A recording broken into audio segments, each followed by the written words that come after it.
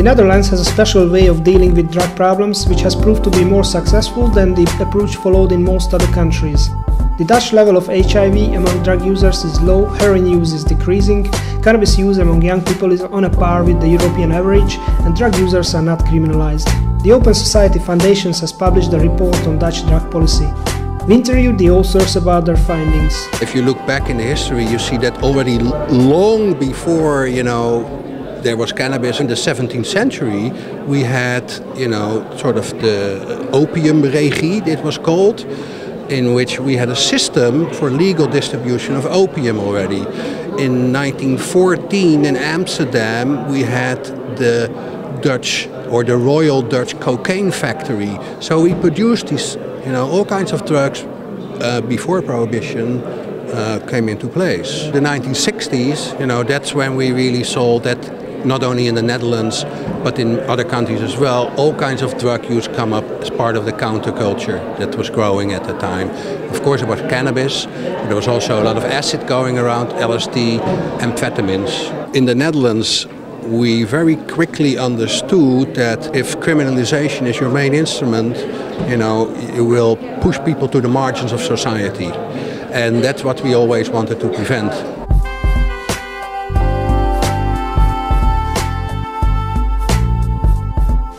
In 1969 already, the Public Prosecutor's Office gave out guidelines that emphasized that drug users, and especially cannabis users, would not be prosecuted to the full extent of the law. Until the early 70s, we had house dealers at pub venues, which were tolerated by police. They had a specialized table in the corner of the venue where a dealer sat, which sold mainly cannabis, and they trusted these dealers, so they would permit them to stay there.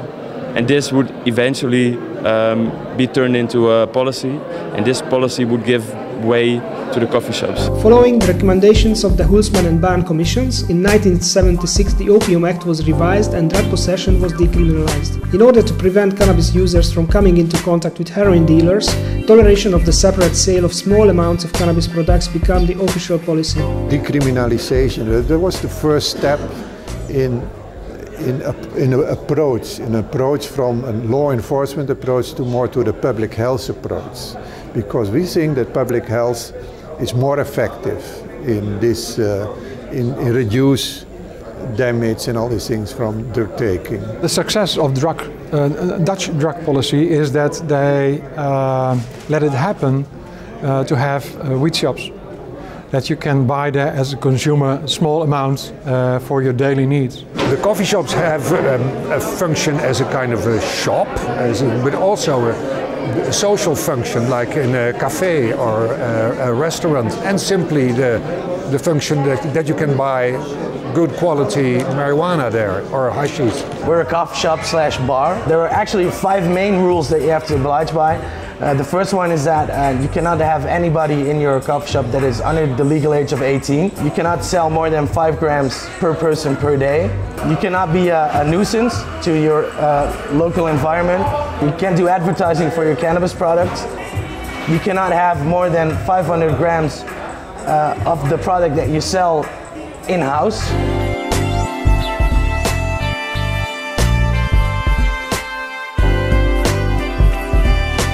The big increase you saw in the early 80s happening, and I think halfway the 90s there were more than 2,000 coffee shops in the Netherlands. The motive behind the cannabis policy was to keep people away from heroin, because in 1972, bang, suddenly there was heroin, and I think in that sense we've been, very successful. We can see that in Holland this approach has a result of less consuming weed than in other countries where the repression is much more higher. The Dutch youth isn't really that interested in using cannabis.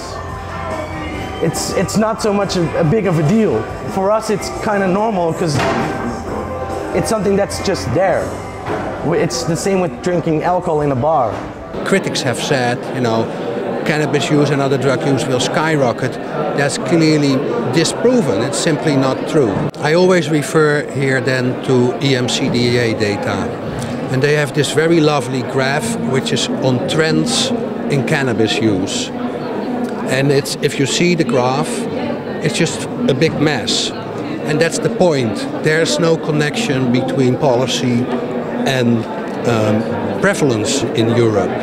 Because we see both countries with very strict policies and we see countries with more relaxed policies, you know, and they might have the same prevalence or not. And if you look at the Netherlands, we're somewhere in the middle.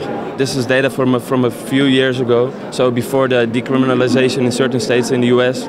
But if you looked at prevalence, both lifetime prevalence and recent use in the US, which has a restrictive policy for the most part, it was twice as high as in the Netherlands. The Netherlands is on a par with the European average. And if you look at other drugs, we already mentioned heroin, we're in the lower regions compared to other European countries. First time that we noticed it was in 1984, that prevalence or the incidence of heroin use was leveling off. That's a very important consequence of leaving other options. You know, there's better drugs, folks. You know, there's drugs that will not harm you as this drug. The cultivation of cannabis is still illegal. Coffee shops work in a very schizophrene situation because they have a legal front door where they can sell small quantities, and on the back door they cannot buy. They are obliged to work together with criminals. There is no reason to say we allow people to sell it, but we do not allow people to grow it. You need to establish grow facilities in order to provide the coffee shop.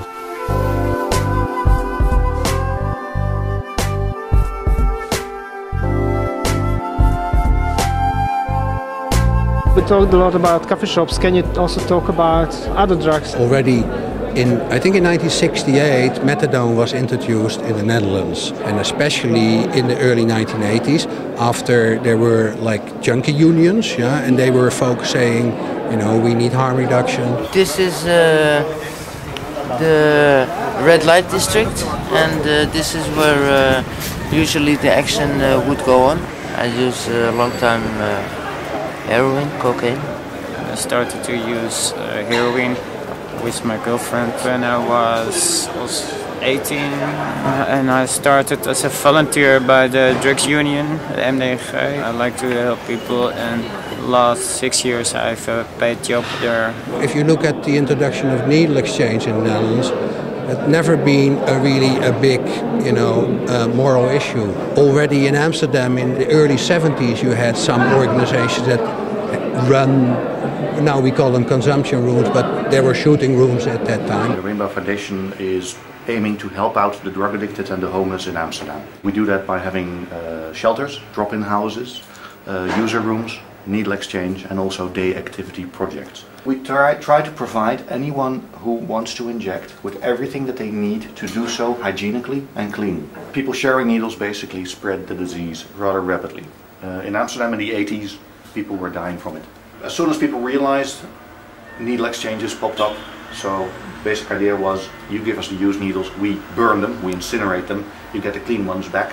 In that way you don't have to be infected through the needle. Here in the back is a user room, and the glass wall is basically because we're trying to get people out of the user room as soon as they're done using. The policy is more aimed towards re-socializing, getting people back into their life, accept responsibilities, and in the end, if possible, get them back in society.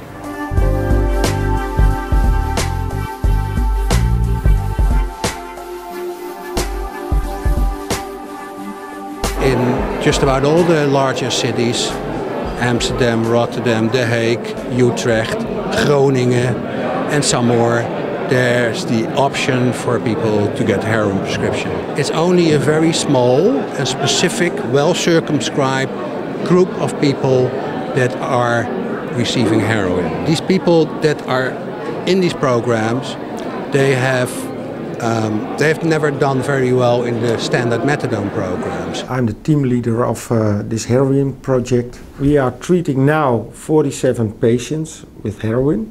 So they don't have to steal from other people or to barge in or begging or something. The nurses they observe the patients while they are smoking the heroin. And then we have a social worker here for 8 hours a week. He will help the people with other kinds of problems they have. You can see the patients, they come at ease.